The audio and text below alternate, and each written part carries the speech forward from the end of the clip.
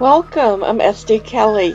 I wanted to go all out in making this a beautiful haunted house out of a plain wooden house from the Dollar Tree. Keep watching if you want to get some of your own ideas for your own haunted house DIY decor. If you enjoy watching arts and craft videos, be sure to hit that subscribe button.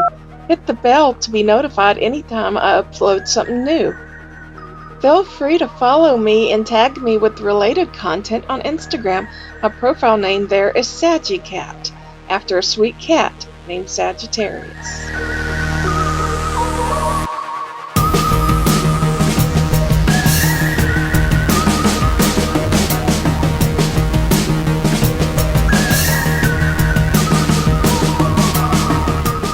I start with this wooden cutout of a haunted house that I got from the Dollar Tree, and I'm removing the string at the top.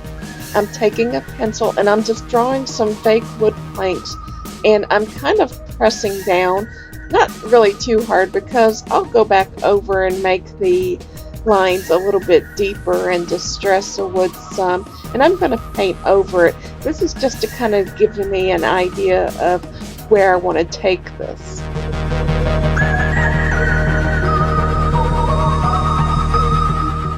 I take the back side of my scissors and I go across some of the lines to create some creases and some scratches.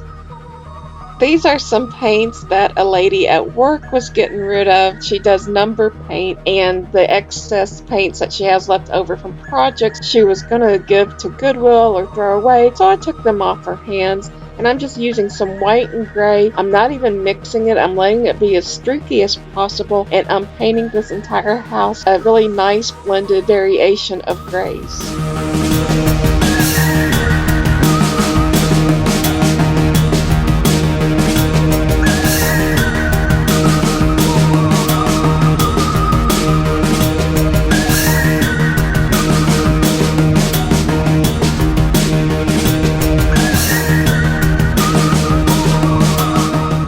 I can still see some of the lines peeking through, which is great because it's going to be something that I can use as a guide when I go and paint the details on this house. I distressed it some with some sandpaper, and now I'm taking a furniture correction marker that you use on wood, and I'm going around and just darkening the borders. And I'm also darkening the inside of the windows. I'm taking the same marker and I'm going over some of the lines that I see peeking through the paint.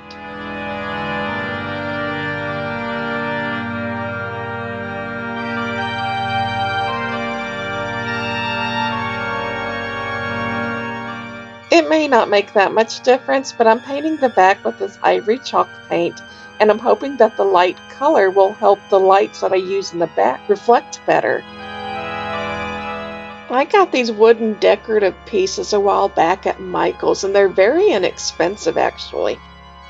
I've had them in my crafting stash for a while, and I don't really plan to use them for anything anytime soon, so I thought they'd make nice little rooftops to create a really Victorian old looking house.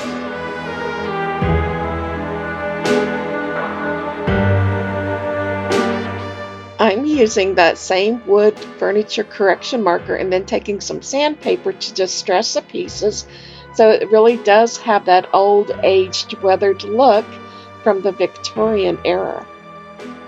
And I have these wooden stickers still left over from a previous project that I've done recently, and I'm just going to paint them over, and then I'm going to take the foam stickers off the back and then hot glue them onto this house. I also took some of the black paint and created some fine details onto the house. To create a whitewashed brick windowsill look, I'm taking some white paint on a paintbrush and I'm just pressing the paintbrush flat on its side by side to create the look of bricks.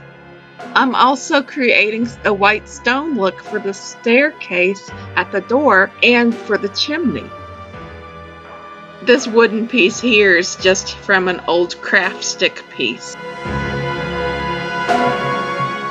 This is a chopping block that comes in a package of 2 at Dollar Tree, and they work great for these kind of projects, especially when you need that faux glass look. I'm just measuring what I need for this project, and then I'll have plenty left over for future projects.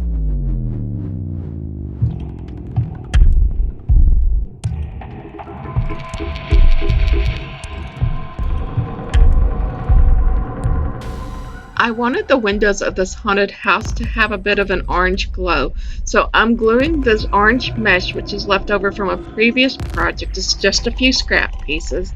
I am gluing them onto this mat, and I'm gluing it onto the mat side so that it sticks better. One side of this mat is glossy, but I am gluing to the matte side so that it sticks better, and this is the side that's also going to go against the wood of the haunted house.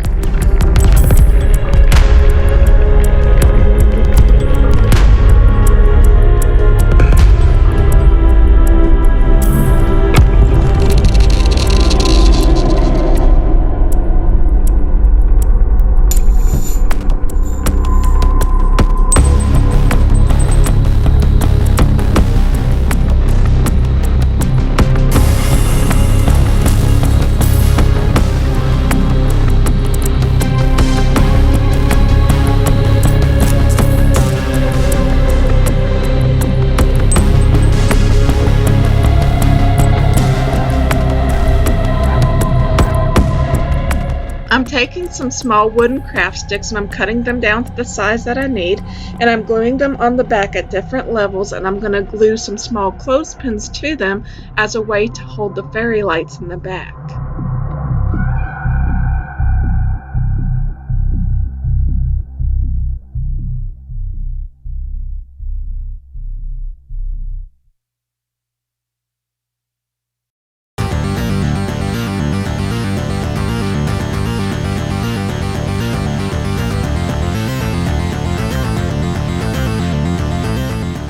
I'm not putting these fairy lights on here any particular way. I'm just kind of going around, trying to get it kind of even, but not too even, because I wanted to have different light variations through the windows to make it really look like a creepy haunted house.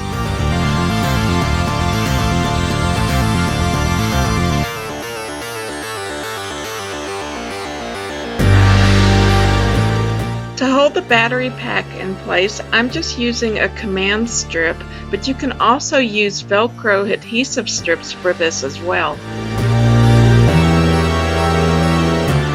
If you'd like to have this house be freestanding with a candle behind it, you could take this string and clip it to the clothespins and then tie it around a mason jar. Now, what Victorian haunted house does not have a chimney? That's why I had to add this piece on here.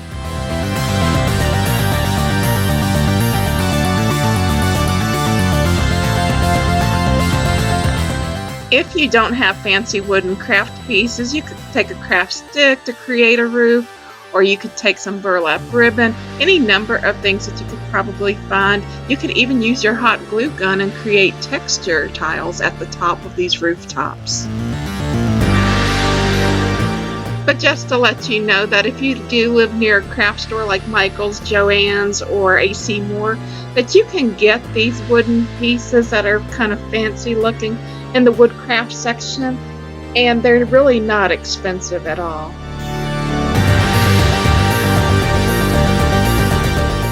I'm applying this strip of burlap ribbon, hoping that it will kind of just look like a rickety old fence.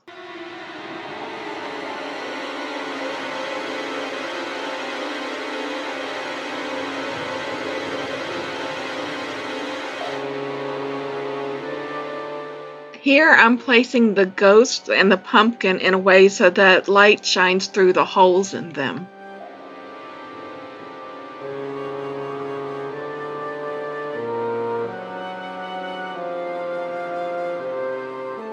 These tree stems are left over from previous Gothic floral bouquets, and I saved them for these type of craft projects. However, I have gone out into the yard and found some small twigs and some tiny little branches to do this kind of crafting as well.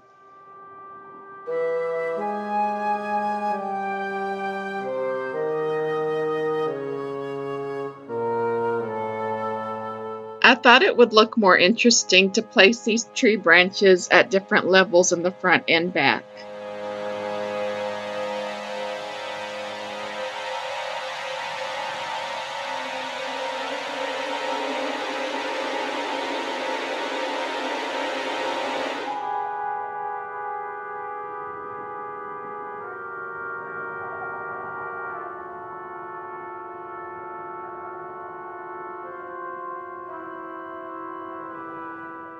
I'm adding a black piece of unraveled nylon twine that you can get at the Dollar Tree. I'm just adding one strand out of 3 if you unravel that nylon rope that they sell there. And I'm also going across the top. I'm just creating some borders, but this border at the top here will serve an extra purpose. And I'm going to make this so that it can hang up, but I'm also gluing it on because I want this to hold up well over time. So what do you think of the colors that I used for this haunted house? Would you have done anything differently? I'd be curious to know, so I hope you'll drop me a comment.